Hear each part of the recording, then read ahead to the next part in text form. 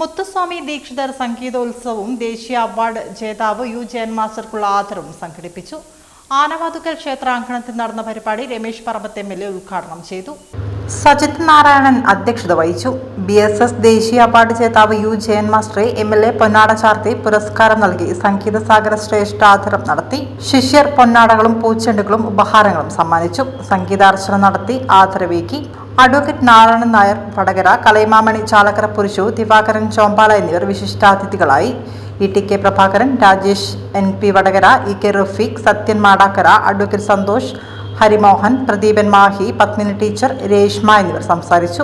ബാബുട്ടി മാഹി സ്വാഗതവും പ്രേംകുമാർ നന്ദിയും പറഞ്ഞു. ജയൻ മാസ്റ്ററും ശിഷ്യരും ഒരുക്കിയ മുത്തുസ്വാമി ദീക്ഷിതർ സംഗീതോത്സവത്തിൽ 50ഓളം ദീക്ഷിതർ കൃതികൾ ആലപിച്ചു. മനസ്സിനും ശരീരത്തിനും ഏറെ സന്തോഷം പകരുന്ന വലിയൊരു നിമിഷമാണ് ഇപ്പോൾ പ്രിയപ്പെട്ട ജയൻ മാസ്റ്ററെ സംബന്ധിച്ചിടത്തോളം.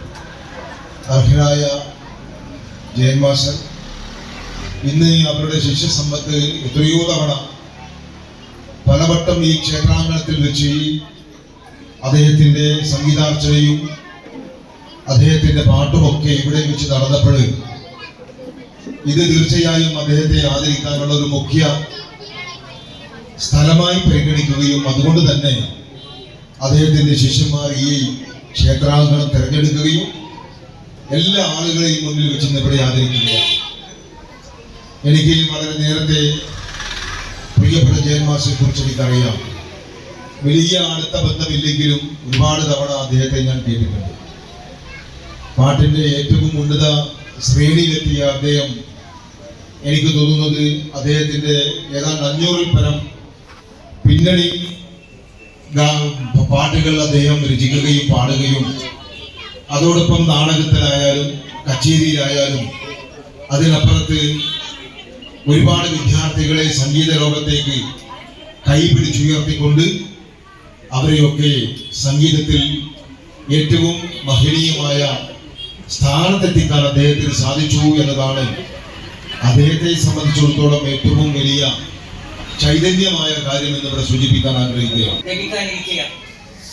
ഇതൊക്കെ ഇത് വരുമ്പോഴും ഞാൻ പലപ്പോഴും ജയൻ മാസ്റ്ററുടെ ഡെപ്ത് എന്താണ് എന്ന് കൃത്യമായി അറിയുന്ന ഒരാളെന്ന നിലയിൽ എന്തുകൊണ്ട് ഈ മനുഷ്യൻ ഇങ്ങനെ പാർശ്വവൽക്കരിക്കപ്പെടുന്നു, അരികുവൽക്കരിക്കപ്പെടുന്നു എന്ന് തോന്നിപ്പോകാറുണ്ട്.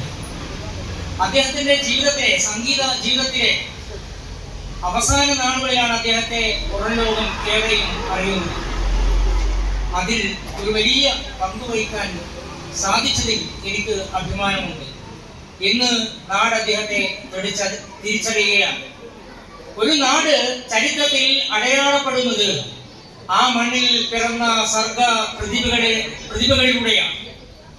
അങ്ങനെ വരുമ്പോഴാണ് ഈ കൊച്ചു മയ്യഴി കേവലം 9 ചതുരശ്ര കിലോമീറ്റർ മാത്രം വിസ്തീർണമുള്ള, ഒരുപക്ഷെ ഇന്ത്യയുടെ ഭൂപടത്തിൽ ഒരു സൂചിക്കുത്തിന്റെ പോലും വലിപ്പമില്ലാത്ത ഈ ഒരു കൊച്ചുമയ്യഴി ലോകം മുഴുവൻ അറിയപ്പെടുന്ന ഒരു ഭൂമികയായി മാറുന്നത് ഇവിടെ ജനിച്ച മഹാപ്രതിഭകളിലൂടെയാണ്.